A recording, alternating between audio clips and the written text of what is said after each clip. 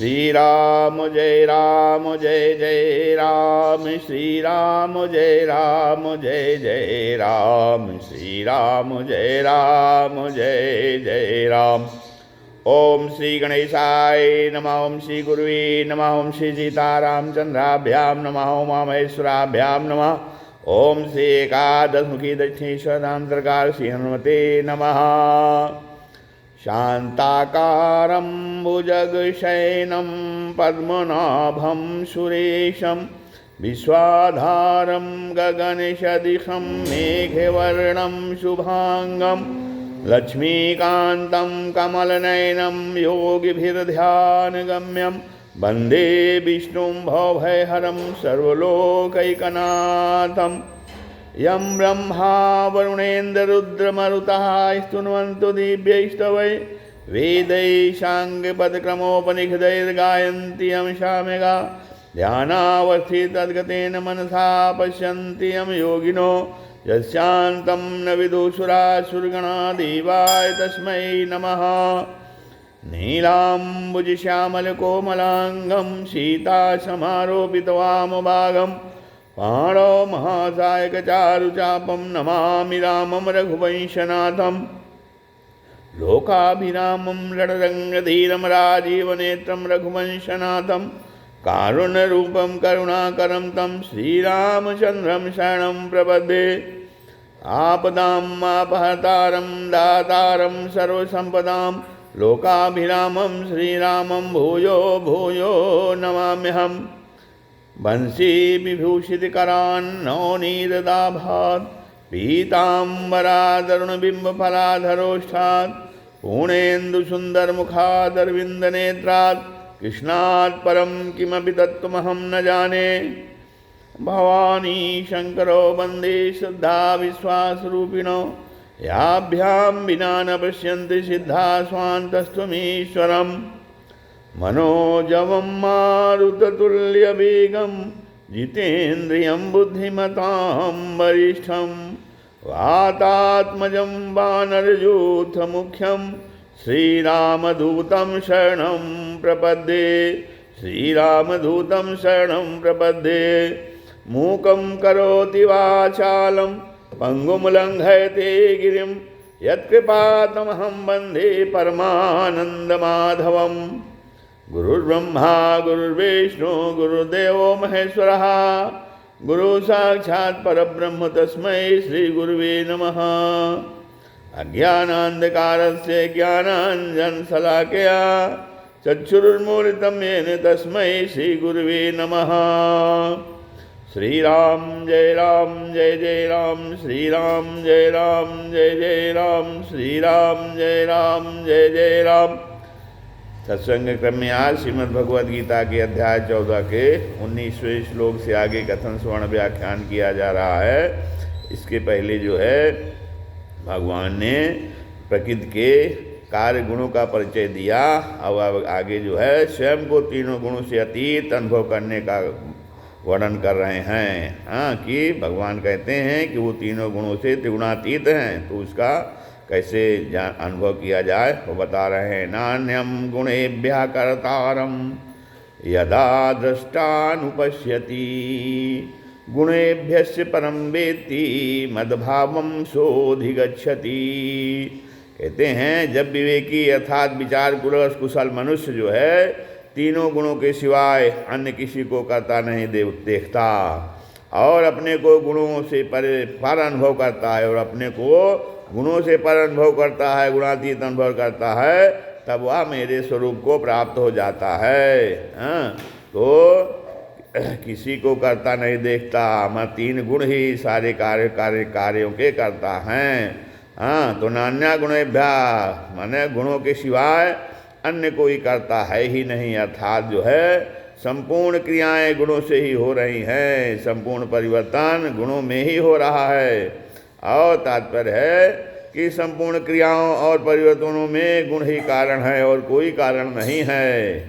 वे गुण जो है जिससे प्रकाशित होते हैं वह तत्व जो है गुणों से पर है, गुणों से पर है। और गुणों से पर होने से वह कभी गुणों से लिप्त नहीं होता। अर्थात जो है गुणों और क्रियाओं का उस पर कोई असर नहीं पड़ता। ऐसे उस तत्व को जो विचार कुशल साधक जान लेता है, ऐसे उस तत्व को जो विचार कुशल साधक या विवेकी साधक जान लेता है, अर्थात जो है विवेक के द्वारा अपने आप को गुणों से पार असंबद्ध निर्लिप्त अनुभव कर लेता है कि गुणों के साथ अपना संबंध न कभी हुआ है, न है और न होगा और न हो ही सकता है। कारण कि गुण जो है वो परिवर्तनशील है और स्वयं में कभी परिवर्तन होता ही नहीं है। तो वह जो है फिर भी भाव को मेरे स्वरूप को प्राप्त हो जाता है।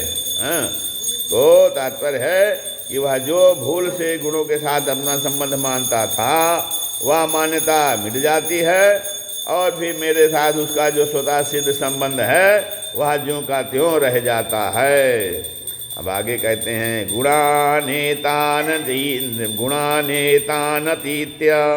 त्रैत्रीन देही देह समुद्भवान जन्म मृत्यु जरा दुःखैर्विमुक्तो अमृतमश्नुते। कहते हैं जो देहधारी अर्थात विवेकी मनुष्य हैं, वो देहधारी देह को उत्पन्न करने वाले इन तीनों गुणों का अतिक्रमण करके फिर जन्म मृत्यु और वृद्धावस्था रूप दुखों से रहित हुआ अमरता का अनुभव करता है जो विवेकी मनुष्य होता है। तो कहते हैं गुणानेतान अतीत्य तीन देही देहे समुद्भवान। यद्यप जो है विचार कुशल मनुष्य का देह के साथ संबंध नहीं होता, फिर भी लोगों की दृष्टि में देह वाला होने से उसको यहाँ देही कहा गया है। देह को उत्पन्न करने वाले गुण ही हैं। जिस गुण के साथ मनुष्य अपना संबंध मान लेता है, उसके अनुसार उसको ऊंच नीच योनियों में जन्म लेना ही पड़ता है।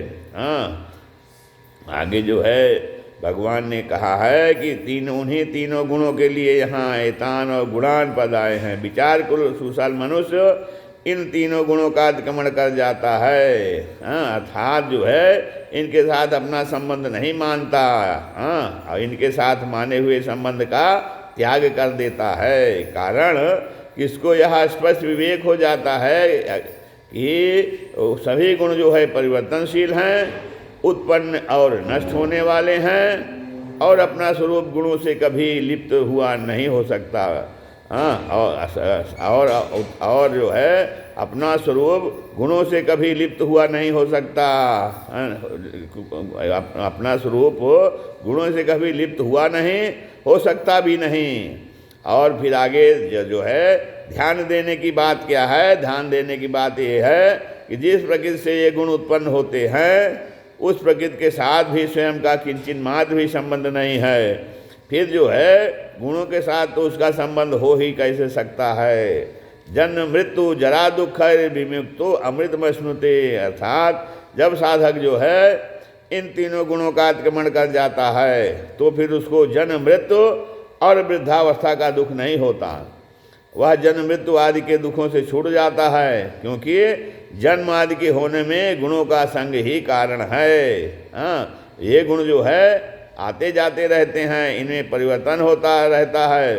गुणों की वृत्तियाँ कभी सात्विकी, कभी राजसी और कभी तामसी हो जाती हैं, परंतु जो है स्वयं में कभी सात्विकपना, राजसपना और तामसपना आता ही नहीं। स्वयं जो है स्वयं अर्थात स्वरूप से तो स्वतः असंग रहता है, और जो है इस असंग स्वरूप का कभी जन्म नहीं होता, और जब जन्म नहीं होता तो मृत्यु भी नहीं होती।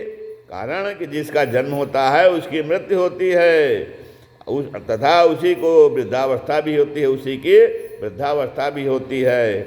और गुणों का संग रहने से ही जन्म मृत्यु और वृद्धावस्था के दुखों का अनुभव होता है। और जो गुणों से सर्वथा निर्लिप्तता का अनुभव कर लेता है, जो गुणों से सर्वथा निर्लिप्तता का अनुभव कर लेता है, उसको स्वतः सिद्ध अमरता का अनुभव हो जाता है। तो अब देह से तादात्म्य माने एकता। देह से तादात्म्य माने एकता माने से ही मनुष्य अपने को मरने वाला समझता है। अब देह के संबंध से होने वाले जो संपूर्ण दुख हैं, तो संपूर्ण दुखों में सबसे बड़ा दुख क्या है? मृत्यु ही माना गया है। तो मनुष्य जो है स्वरूप से है तो अमर ही, मनुष्य स्वरूप से है तो अमर ही, किंतु भोग और संग्रह में आसक्त होने से और प्रतिक्षण नष्ट होने वाले शरीर को अमर रखने की इच्छा से ही इसको जो है अमरता का अनुभव नहीं होता। अब विवेकी मनुष्य देह से तादात्म्य नष्ट होने पर अमरता का अनुभव करता है। हाँ, अब आगे जो है भगवान कहते हैं कि अब जन्म मृत्यु जरा दुखैर विमुक्ता, माने तीनों जगह बाल्य और युवावस्था का नाम न लेकर जरा माने वृद्धावस्था का ही नाम लिया, जबकि शरीर में जो है बाल्य युवा और वृद्ध तीनों ही अवस्थाएं होती हैं। अब इसका कारण यह है कि बाल्य और युवावस्था में मनुष्य जो है अधिक दुख का अनुभव नहीं करता, क्योंकि इन दोनों ही अवस्थाओं में शरीर में बल रहता है। परंतु वृद्धावस्था में शरीर में बल न हो रहने से मनुष्य अधिक दुख का अनुभव करता है। ऐसे ही जब मनुष्य के प्राण छूटते हैं तब वह भयंकर दुख का अनुभव करता है, परंतु जो तीनों गुणों का अतिक्रमण कर जाता है वह सदा के लिए जन्म मृत्यु और वृद्धावस्था के दुखों से मुक्त हो जाता है। अब इस मनुष्य शरीर में रहते हुए जिसको बोध हो जाता है उसका फिर जन्म होने का तो प्रश्न ही पैदा नहीं होता।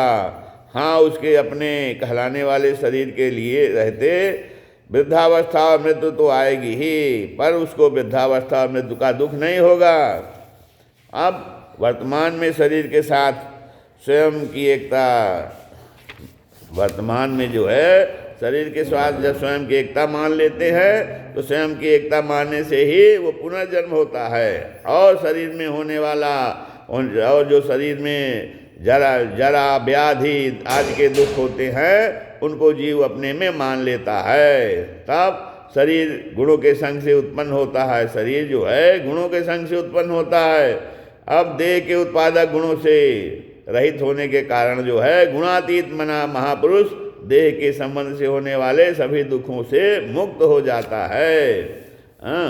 अब इसलिए यतः जो है प्रत्येक मनुष्य को मृत्यु से पहले पहले अपने गुणातीत स्वरूप का अनुभव कर लेना चाहिए। इसलिए जो है प्रत्येक मनुष्य को अपने मृत्यु से पहले अपने गुणातीत स्वरूप का अनुभव कर लेना चाहिए। गुणातीत होने से जरा व्याधि मृत्यु आदि सब प्रकार के दुखों से मुक्ति हो जाती है और मनुष्य अमरता का अनुभव कर लेता है, फिर उसका पुनर्जन्म होता ही नहीं है। अब गुणातीत पुरुष दुखों से मुक्त होकर अमरता को प्राप्त कर लेता है। ऐसा सुनकर अर्जुन के मन में गुणातीत मनुष्य के लक्षण जानने की जिज्ञासा हो गई।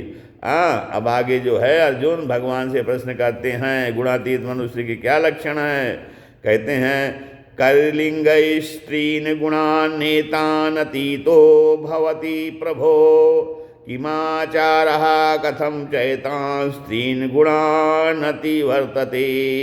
अर्जुन बोले, हे प्रभो, इन तीनों गुणों से अतीत हुआ मनुष्य किन लक्षणों से युक्त होता है, लक्षण पूछ रहे हैं, और उनके आचरण कैसे होते हैं, और जो है इन तीनों गुणों का जो अतिक्रमण कर जाता है तो इन तीनों गुणों का अतिक्रमण कैसे किया जा सकता है, ये बताइए। कैलिंग तीन गुणा नेतान अतीतो भवति प्रभो। हे प्रभो, मैं यह जानना चाहता हूँ कि जो गुणों का अतिक्रमण कर चुका है ऐसे मनुष्य के क्या लक्षण होते हैं।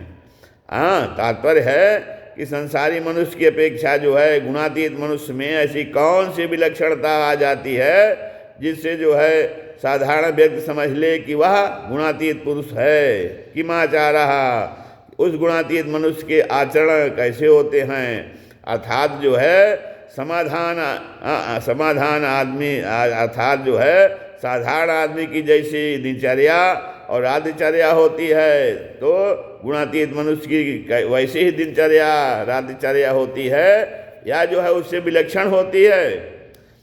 दिनचर्या और रातचर्या तो असाधारण आदमी के जैसे आचरण होते हैं, जैसे खान पान रहन सहन सोना जागना होता है, गुणातीत मनुष्य के आचरण खान पान आदि भी वैसे ही होते हैं या कुछ विलक्षण होते हैं। कथम चैतांश तीन गुणान निवर्तते, इन तीनों गुणों का अतिक्रमण करने का क्या उपाय है। अर्थात कौन सा साधन करने से मनुष्य जो है वो गुणातीत हो सकता है, ये पूछ रहे हैं अर्जुन। अब अर्जुन के प्रश्नों से पहले प्रश्न के उत्तर में आगे भगवान जो है गुणातीत मनुष्य के अब लक्षण का वर्णन कर रहे हैं। श्री भगवान वाच प्रकाशम च प्रवृत्तिम च मोहमेव च पांडव न द्वेष्टि संप्रवृत्तानि न निवृत्तानि कांक्षति। श्री भगवान बोले, हे पांडव, हे अर्जुन, प्रकाश, प्रवृत्ति तथा मोह, प्रकाश, प्रवृत्ति तथा मोह ये सभी अच्छी तरह से प्रवृत्त हो जाए तो भी गुणातीत मनुष्य इनसे द्वेष नहीं करता, और ये सभी निवृत्त हो जाए तो इनकी इच्छा नहीं करता। प्रकाशम क्या माने इंद्रियों और अंतःकरण की स्वच्छता निर्मलता का नाम प्रकाश है। प्रकाश किसे कहेंगे? इंद्रियों और अंतःकरण की स्वच्छता निर्मलता का नाम प्रकाश है। तात्पर्य है कि जिससे इंद्रियों के द्वारा शब्दादि पांचों विषयों का स्पष्टतया ज्ञान होता है, मन से मनन होता है और बुद्धि से निर्णय होता है, उसका नाम प्रकाश है। भगवान ने पहले सत्युग की दो वृत्तियां बताई थी, सत्वगुण की। भगवान ने पहले सत्वगुण की दो वृत्तियां बताई थी, प्रकाश और ज्ञान। प्रकाश और ज्ञान सत्वगुण की ये दो वृत्तियां हैं। प्रकाश माने इंद्रियों और अंतःकरण की स्वच्छता और निर्मलता। तब अब उनमें से यहाँ के भगवान जो है प्रकाश वृत्ति का बता रहे हैं, केवल प्रकाश वृत्ति का बता रहे हैं। तो केवल प्रकाश वृत्ति का लेने का तात्पर्य है कि सत्वगुण में प्रकाश वृत्ति ही मुख्य है। सत्वगुण में माने इंद्रियों की स्वच्छता और निर्मलता, प्रकाश वृत्ति ही मुख्य है। क्योंकि जब तक इंद्रियां और अंतःकरण में प्रकाश नहीं आता तब तक क्या होगा? स्वच्छता निर्मलता नहीं आती, और तब तक ज्ञान अर्थात विवेक जागृत नहीं होता। तो प्रकाश के आने पर ही ज्ञान जागृत होता है, अर्थात इंद्रियों और अंतःकरण की स्वच्छता निर्मलता होने पर भी जो है वो ज्ञान अर्थात विवेक जागृत होता है। इसलिए यहाँ ज्ञान वृत्ति को प्रकाश के अंतर्गत ही लिया गया है। अप्रवृत्तिम चा, जब तक गुणों के साथ संबंध रहता है, जब तक गुणों के साथ संबंध रहता है तब तक रजोगुण की लोभ प्रवृत्ति, राग पूर्वक कर्मों का आरंभ, अशांति और स्पृहा ये वृत्तियाँ पैदा होती रहती हैं। परंतु जब मनुष्य गुणातीत हो जाता है तब रजोगुण के साथ तादात्म्य रखने वाली वृत्तियाँ तो पैदा हो ही नहीं सकती। जब मनुष्य क्या होता है? जब गुणातीत हो जाता है, तीनों गुणों से आगे निकल जाता है, तब जो है रजोगुण के साथ जो तादात्म्य रखने वाली वृत्तियाँ हैं वो पैदा हो ही नहीं सकती। पर जो है आसक्ति, कामना रहित प्रवृत्ति अर्थात क्रियाशीलता रहती है। अब यह प्रवृत्ति दोषी नहीं है। गुणातीत मनुष्य के द्वारा भी क्रियाएं होती हैं, इसलिए भगवान ने यहाँ केवल प्रवृत्ति को ही लिया है। अब रजोगुण के दो रूप हैं। रजोगुण के दो रूप हैं, कौन कौन? राग और क्रिया।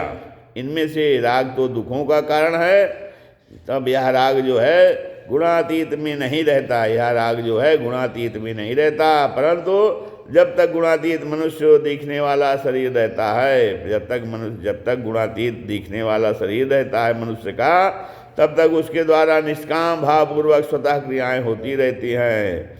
और इसी क्रियाशीलता को भगवान ने यहाँ प्रवृत्ति नाम से कहा है। प्रवृत्ति प्रकाशम चा प्रवृत्तिम चा मोहमेव च पांडव। अमोहमेव च पांडव माने मोह दो प्रकार का है। कैसा? नित्य और अनित्य।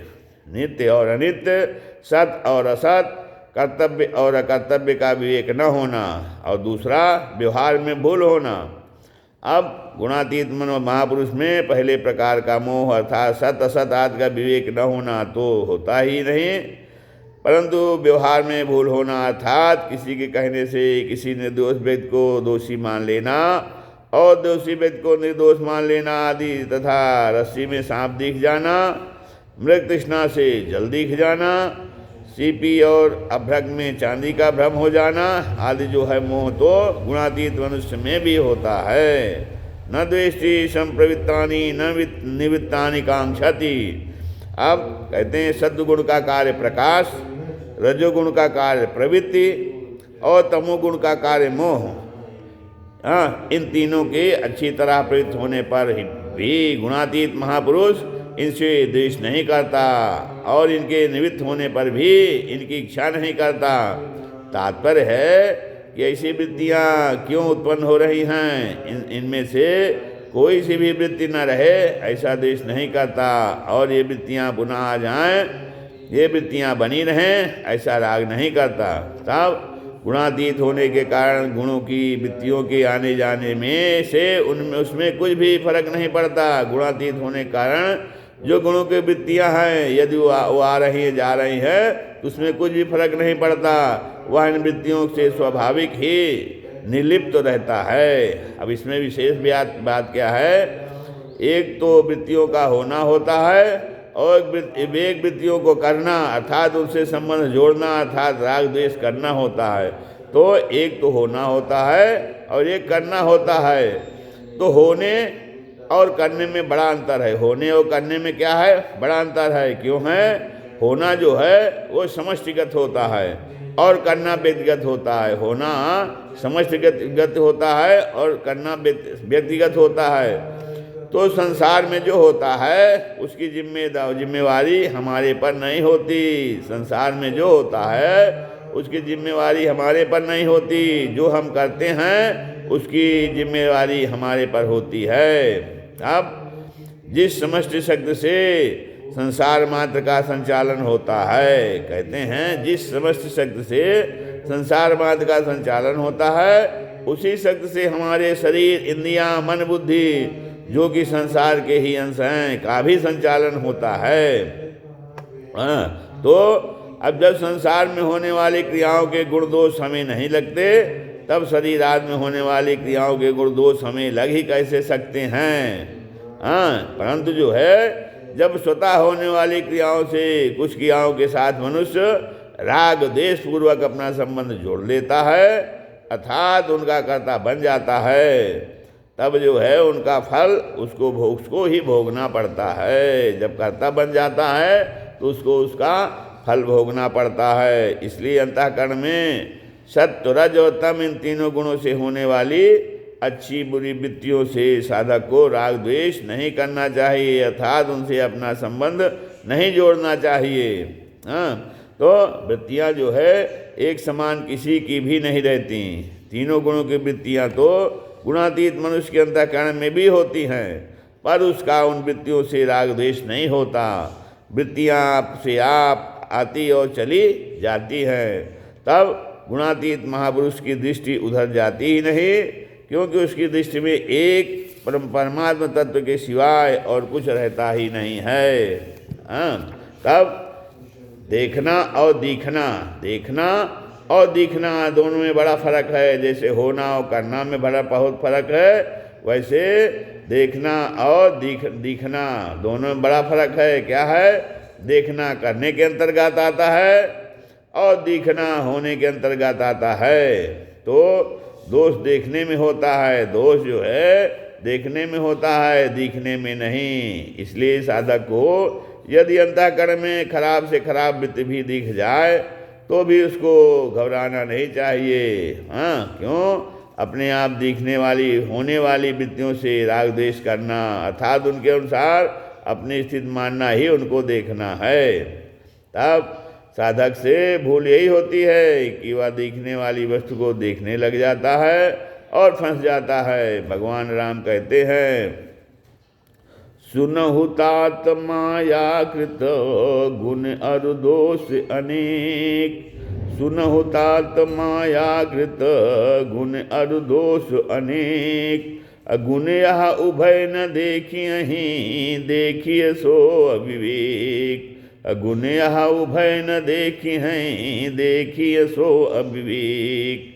अब साधक को गहराई से विचार करना चाहिए कि वृत्तियाँ तो उत्पन्न और नष्ट होती रहती हैं पर स्वयं अपना स्वरूप सदा ज्यों का त्यों रहता है।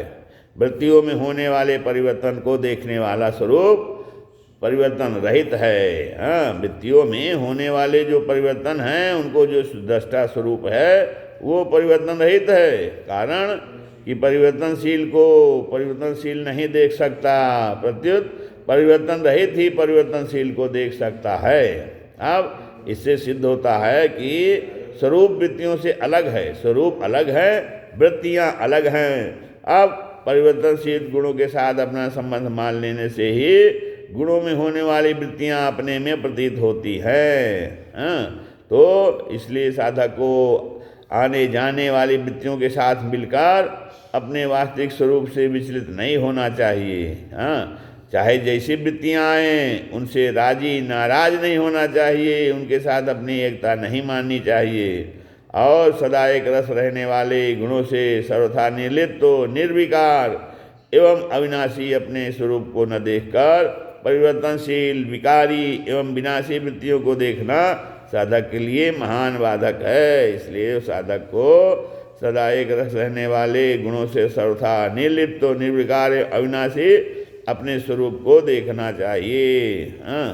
अब आगे कहते हैं उदासीन वदासीनो गुणर्यो न विचाल्यते गुणा वर्तन्ते इत्येवे यो अवतिष्ठति नियंते।